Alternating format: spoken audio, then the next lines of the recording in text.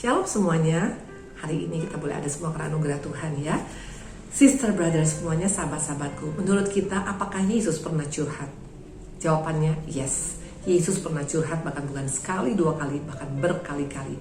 Kita akan lihat pada hari ini ada 5 curhatan Tuhan yang sangat-sangat harus menjadi perhatian kita agar kita boleh menyenangkan hati Tuhan. Kita tahu bagaimana waktu Tuhan berbicara dalam Matius 19 tentang masalah pernikahan. Dikatakan begini, dengan demikian mereka bukan lagi 2 tapi menjadi 1, karena apa yang dipersatukan oleh Allah tidak bisa diceraikan oleh manusia. Kita tahu ayat ini ya. Kenapa sampai Tuhan berkata seperti ini? Karena Tuhan sangat sedih melihat pernikahan Kristen pada saat ini. Banyak pernikahan-pernikahan yang sudah tidak sesuai dengan konsep surga lagi. Padahal Tuhan jelas mengatakan yang sudah dipersatukan tidak bisa diceraikan karena mereka sudah menjadi satu daging. Tapi sering kali kita lihat sekarang banyak pernikahan-pernikahan yang sudah menganggap biasa perselingkuhan. Bahkan sudah tidak ada lagi anggur manis. Bahkan menjadi dingin. Bahkan hanya sekedar menikah tapi sudah tidak ada kesatuan. Padahal kita tahu waktu keluarga itu ada kesatuan. Tuhan katakan akan diperintahkan berkat sampai selama-lamanya. Kedua, akan mengalami terobosan doa. Tuhan berkata melalui apa? Dikatakan waktu 2-3 orang sepakat meminta apa saja, maka Tuhan akan memberikan apa yang kita minta. Ini bicara tentang kesatuan dalam pernikahan. Waktu ada kesatuan, waktu ada anggur manis, waktu ada kerukunan, berkat Tuhan luar biasa. Tapi sering kali kita sudah tidak lagi fokus kepada sana. Makanya Tuhan curhat. Dia katakan kenapa harus ada perceraian? Kenapa harus ada perpisahan? Kenapa sampai ada perselingkuhan? Padahal begitu banyak berkat yang sudah kusiapkan untuk orang-orang yang memiliki keluarga yang sesuai dengan konsep surga. Itu yang pertama, curhat Tuhan. Yang kedua, curhat Tuhan yang kedua adalah waktu dikatakan dia melihat para hamba. Makanya dikatakan dalam Matius 24, Berbahagialah hamba yang didapati tuannya melakukan bagiannya. Dan dikatakan sesungguhnya tuannya akan memberikan dan akan mengangkat mereka menjadi pengawas segala miliknya. Luar biasa. Promosi Tuhan bagi anak-anak Tuhan yang di marketplace terjadi pada setiap kita. Pertanyaan, kenapa tidak terjadi? Karena kita tidak melakukan bagian kita. Makanya sering kali kalau mau jujur, dunia melihat tidak ada perbedaan antara anak-anak Tuhan yang bekerja dengan anak-anak yang bukan anak-anak Tuhan. Bagaimana Tuhan mau promosikan hidup kita kalau kita sama dengan dunia? Pada Tuhan jelas katakan janganlah engkau serupa dengan dunia. Nah, itu yang curhat Tuhan yang kedua. Yang ketiga, curhat Tuhan yang ketiga adalah apa? Khususnya di zaman pandemi ini.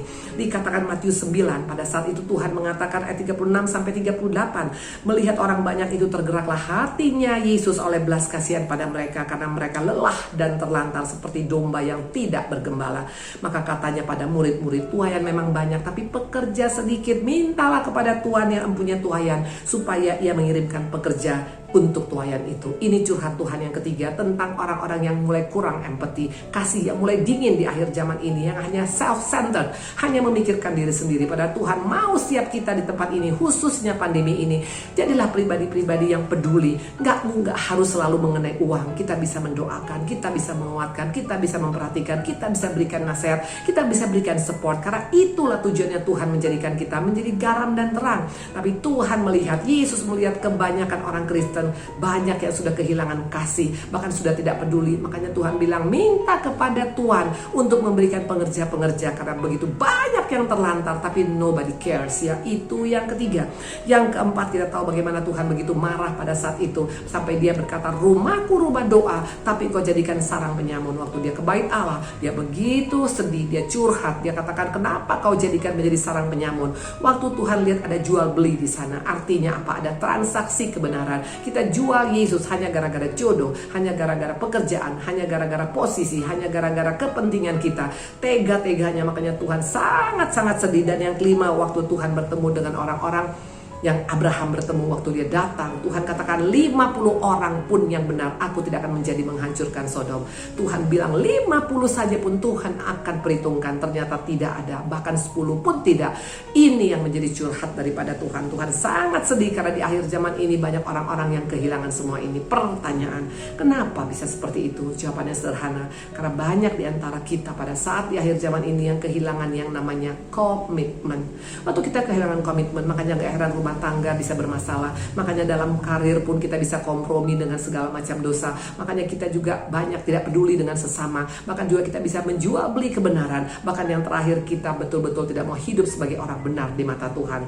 Nah, sebagai ayat yang paling penting bagi kita hari ini sebagai pesan Tuhan. Kita buka Kolose 3 ayat 23 sampai dengan 24. Apapun juga yang kamu perbuat, perbuatlah dengan segenap hatimu seperti untuk Tuhan dan bukan untuk manusia. Kamu tahu bahwa dari Tuhanlah kamu akan menerima bagian yang ditetapkan sebagai upah. Kristus adalah Tuhan dan kamu adalah hambanya. Hari ini mari, waktu fokus kita kepada dunia, kita tidak akan bisa punya komitmen. Tapi waktu fokus kita untuk menyenangkan Tuhan, di sana baru kita memiliki komitmen. Dan komitmen yang membuat curhatnya Tuhan boleh teratasi. Karena hari-hari ini Tuhan mencari pribadi-pribadi yang bisa menyenangkan Dia. Bagaimana cara kita bisa menyenangkan Tuhan? Dengan kita bisa untuk menutupi, bahkan menghilangkan segala curhat Tuhan yang tadi sangat Dia katakan. Hari ini mari kita koreksi keluarga kita koreksi juga bisnis kita koreksi juga empati kita koreksi juga lifestyle kita, dan terakhir, apakah masih Tuhan mendapat orang benar dalam dunia ini? Tuhan memberkati. Kalau kita di tempat ini diberkati, boleh kita share video ini kepada teman-teman kita. Shalom, haleluya.